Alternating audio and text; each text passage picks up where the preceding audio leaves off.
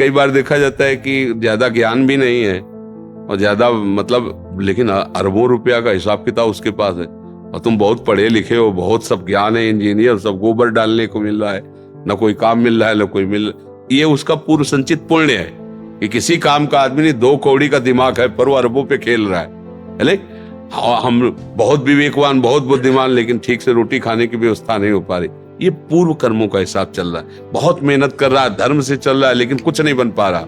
शराब पी रहा है, गंदे आचरण कर रहा है, भाई वो मारा घूम रहा है। तो इसी में लोग चकरा जाते हैं कि गंदा आचरण कर रहा है फिर भी मौत से है, हम सही चल रहे हैं फिर भी दुख से है। आज की खेती कल काम आती है नहीं। आज तुम्हारी खेती अच्छी है ना, कल मौज से तुम जीवन भर अच्छा खाओगे। वो बुरा जो अभी कर रहा है वो अच्छी खेती का भोग भोग रहा है, और जब इसकी बुरी फसल तैयार होगी तब तुम देखना फिर ये इसकी दशा बिगड़ जाएगी।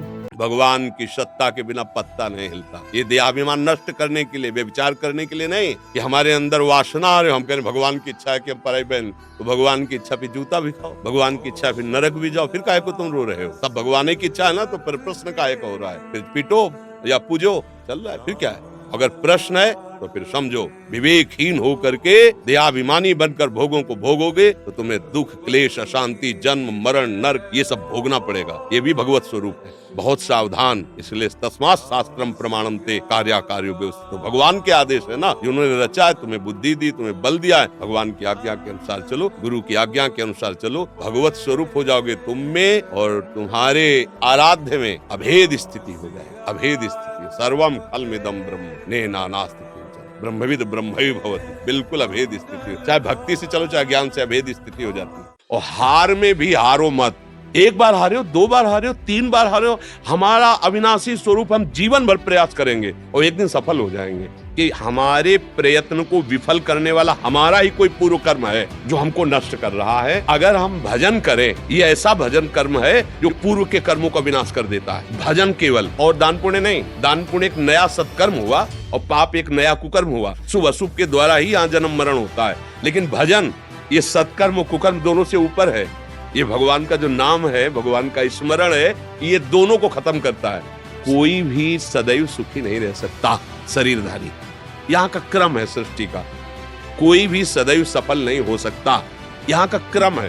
प्रयत्न पूरा करना है, अगर फल हमें उसकी नहीं प्राप्ति होती तो हमें निराश नहीं होना, उदास नहीं होना, फिर प्रयत्न करना है। या तो हमारी कोई त्रुटि होती है या हमारा पूर्व का कोई पाप होता है जो हमें निर्णय ठीक नहीं मिलने दिया। अपने में अगर योग्यता और दूसरे में घृणा, यही मार्ग पतन को ले जाए। देखो क्या होता है, जैसे हम आपसे कहें कि आपको अहंकार है, आप कह रहे जी अहंकार नहीं है, तो बोल कहां से रहे हो कि अहंकार नहीं है? चुभा क्यों आपको? श्रेष्ठता का भाव अपने में है। अभी सावधान हो जाओ, इसको हटा दोगे तो श्रेष्ठ बन जाओगे। आप किसी योग्य नहीं है, गुरु कृपा, भगवत कृपा आपको योग्यता प्रदान कर रही है। कृपा शब्द से परिचय करो, अहम शब्द को छोड़ो। अब ऊपर उठते चले जाएंगे। जहां हम अपनी योग्यता रखेंगे वहां नीचे गिरना पड़ेगा। अहम और कृपा, इसमें बड़ा अंतराय है। कोई भी पुरस्कार मिल जाए, कोई खास बात थोड़ी पुरस्कार मिलना। खास बात है आपकी स्थिति हृदय की होना। पुरस्कार मिला, हर्षित नहीं हुए, और तिरस्कार मिला तो शोकित नहीं हुए। अब सच्चा पुरस्कार मिला है आपको। अब हम लोग क्या होते, पुरस्कार में राजी हो जाते हैं तो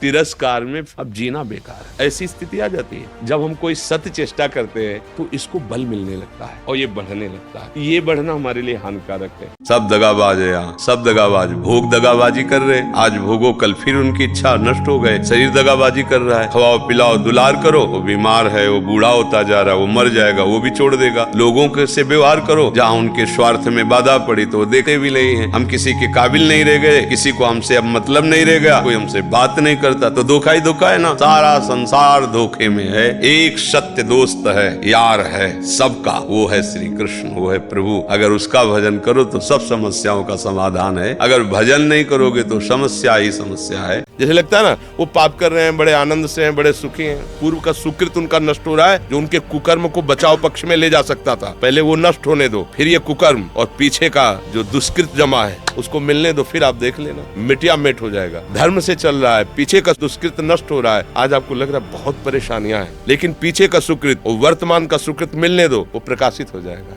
तस्मात् शास्त्रम प्रमाणम ते कार्याकार्यो व्यवस्थितो। शास्त्र के अनुसार ही कार्य करना चाहिए, धर्म के अनुसार करना। रुपया कोई बल नहीं होता, धर्म बल होता है। धर्म से चलोगे तो भगवान ही धर्म की रचना करने वाले, तो भगवान ही धर्मात्माओं की रक्षा भी करते हैं। कोई भी गंदे आचरण मत करो, वही आचरण तुम्हें दुख देंगे आके। अगर तुमने किसी को दुख दिया है, एक रूप में तुमने दुख दिया है तो 100 रूप धरेगा वो ब्याज सहित और तुम्हें कष्ट देगा। अगर तुमने किसी को बचाया है, सुख दिया है, दया की है, विपत्ति में सहयोग किया है, वही तुम्हें सुख प्रदान। भैया एक कर्म भूमि है, जैसा आप करोगे वैसा आपको भोगने। अब करो गंदे आचरण, पाप करो, दुख आवे। आप कह सकते हो इस जन्म में नहीं किया, मान सकते हैं, लेकिन आपका ये पहली बार थोड़ी जन्म हुआ है, बहुत जन्म हो गए। इसलिए हमें लगता है नाम जप करो, गंदा भोजन मत करो, गंदे नशा मत करो, गंदे आचरण मत करो, तो भगवान कृपा करेंगे, पीछे के सब कर्मों को क्षमा कर देंगे और आगे हमारे अच्छे कर्म होने लगेंगे तो हमें भगवान आनंद प्रदान करेंगे। हम लोग सुख शांति समझते हैं बेविचार में, सुख शांति समझते हैं मदिरा मांस में, दूसरे की हिंसा में, चोरी में। ये कहा मतलब यहाँ तो दुख ही दुख है। इसलिए भाई शांत रहो, इंद्रियों का दमन करो, मन का निग्रह करो, तुम नाम जप करो, अच्छे बनो तो भगवान के लाडिले बनोगे,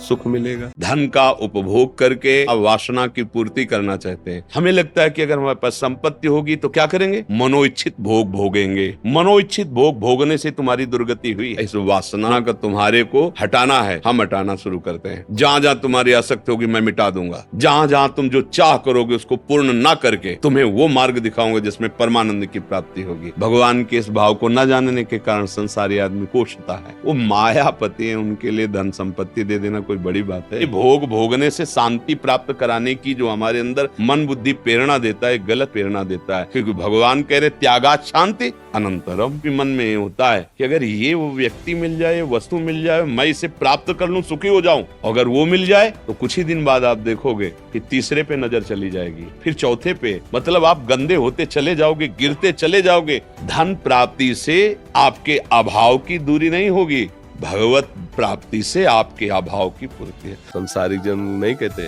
हैप्पी बर्थडे, ऐसे हैप्पी हो जाओगे जब तक तुम्हारे पास नाम रूपी धन नहीं है, अच्छे कर्म नहीं है, बुजुर्गों की सेवा नहीं है, तो तुम हैप्पी कैसे रह सकते हो? कहने से हो जाएगा, बोले हैप्पी बर्थडे तो ऐसे हो जाएगा हैप्पी? जब भगवान की कृपा का अनुभव करोगे, दूसरों की सेवा करोगे, तब आप नाम जप करो सब, तभी जीवन सार्थक है। हमारी प्रार्थना है, भूल गए हो अपने प्रीतम को, वास्तविक प्यारे को भूल गए हो, इसीलिए सब परेशान हो। भूल मिटाना है, ऐसा कोई ना समझे कि हम धन के बल से, पद के बल से जो चाहे वो करें और हम सुखी हो जाएं, ऐसी भूल नहीं। तो नाम जप करो, जितना आप नाम जप करोगे तो उतने आप आनंदित रहोगे। जो हैप्पी बर्थडे है, जन्मदिन है, वो तभी है जब हम पे भगवान प्रसन्न हो जाए। लोग रोते हैं इस बात का कि हमें संसार में कोई प्यार नहीं करता, कोई अपना नहीं। तो यही तो सिद्धि है। आओ इधर, हमारे मार्ग में ये लाभ है कि कोई हमें प्यार न करे। ये प्यार प्रभु से विमुख कर देता है। देखो हम जी तुम्हारे बिना जी नहीं सकते, तुम चले गए तो मेरा क्या होगा। अब वो उसकी बात में ही समझो तुम्हें कितना प्यार कर रहा है। वो क्या कह रहा है, तुम चले गए तो मेरा क्या होगा। ये प्यार है। क्या सोच रहा है वो, मेरा क्या होगा। बस पकड़ लो, कोई तुम्हारा नहीं। कोई तुम्हें जो बहुत प्यार करता हो उसकी बात सुनना, उसमें आप अगर विवेक जागृत है तो उसमें गंध मिलेगी केवल स्वार्थ की, केवल स्वार्थ की। कहीं किसी कोने में तुम्हें प्यार नहीं मिलेगा। पूरी प्यार की जो स्वांग भरी वृत्ति है उसमें केवल स्वार्थ नृत्य कर रहा होगा, केवल वासना नृत्य कर रही होगी, केवल कामना का तांडव होगा। बस विवेक से देखना, अगर विवेक नहीं तो सब फंसे हुए तो उसी में है। ये हम अंदर की बात आपको बताते हैं। हमसे भूल क्या होती है, अपने और परिवार को सुखी रहने के लिए हम दूसरों के दुख देने की बात सोच लेते हैं। बस यही हमारा पतन हो जाता है। और सिद्धांत ये है, जो दूसरों के सुख को सोचता है कि हमारी क्रिया द्वारा किसी को दुख न पहुंचे, सुख पहुंचे, निश्चित आपका मंगल होगा। किसी को भी आप सुख दे, किसी भी जीव को, तो उसका आशीर्वाद आपके और आपके परिवार को सुखी करेगा। पर प्राय लोग ये नहीं जानते, ऐसा ही मानते हैं कि दूसरे का सुख छीन कर हम सुखी हो सकते हैं। कदापि नहीं, ऐसा नहीं हो सकता। तो नाम जप करो, सत्संग सुनते रहो, और अब जितना जीवन बचा है उसमें ऐसी कोई गलती ना हो, भगवान कृपा करके आगे बढ़ा देंगे। कभी भी मृत्यु हो सकती है, कि किसी को घबराना नहीं चाहिए। देखो वैसे भी एक बार ही तो मरोगे ना, और एक बार मरना है ना सबको, काहे को डरो यार। अब ऐसा भजन कर लो कि बार बार मरना ना पड़े, एक बार मरे हो अपने प्रभु के पास पहुंच जाए। बड़ा झंझट है मरने जीने में, फिर पता नहीं कहाँ पैदा होंगे, कौन माई बनेगा, कौन बाप बनेगा, कौन परिवार बनेगा। आज कृपा करके निकाल दिया अपने मार्ग में, कल पता नहीं अगर हम चूक गए तो फिर फंस जाएंगे उसी में। जो इतना भजनानंदी महात्मा हिरन से प्रेम करके हिरन बन सकता है, तो अपने तो सुअर कुत्ता बनने में कितनी देर लगेगी। हमें पता है आप ये ले जाओगे, हम पहले ही अपना नाम काट लेते, ये मेरी नहीं है। घबराहट कब पैदा होती है, जब ये मेरी हो कोई छीन लेगा। अब हम पकड़े बैठे हैं, काल बलवान छीन लेगा। हम आज अभी इसी क्षण मरने के लिए तैयार, बिल्कुल फिट, गाड़ी आवे बैठे चल दे, हमें कोई परेशानी नहीं। एक क्षण भी राधा नाम ना भूलो, बस बात बन गई। राधा नाम भूले तो चाहे 100 वर्ष जियो बेकार है, और एक सेकंड भी जिए तो काफी। राधा भी नहीं बोल पाए, प्राण गए श्री जी के पास। प्राण ही तो निकलने है ना, हम पहले से छोड़े तैयार है, तो हमें क्या परेशानी।